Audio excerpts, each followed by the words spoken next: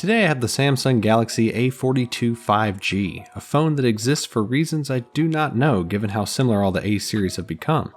Much like any other glass phone, this one was shattered by a strong corner impact. Time to get this one over to the heating mat. Some heat will help soften the water-resistant adhesive, but too much heat can warp the plastic back panel, so pay attention not to overdo it. A thin metal pry tool will make short work of that adhesive. The panel can then be peeled away and set to the side. At the top of the all-in-one midframe, you'll find 8 identically sized Phillips head screws. Like many Samsung phones, the screws don't always come all the way out, and might need some assistance from your friendly tweezers. Down to the bottom, you'll find 8 more of those same screws holding the midframe to the display below.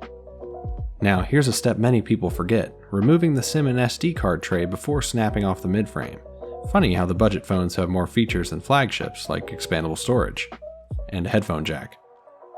Inserting a pry tool between the midframe and display frame will get these plastic clips separated with several satisfying popping sounds.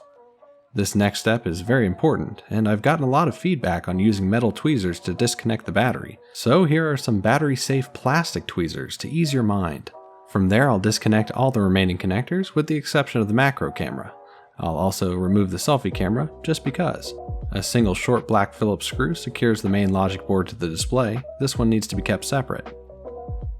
The board can then be fished out. I'll leave the antennas connected to avoid snapping the connectors trying to reattach them.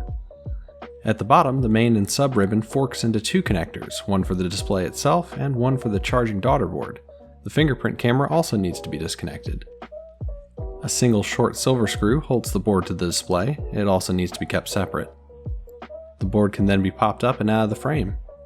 Samsung planned ahead and placed this fantastic pry point right next to the biometric reader. Nice job.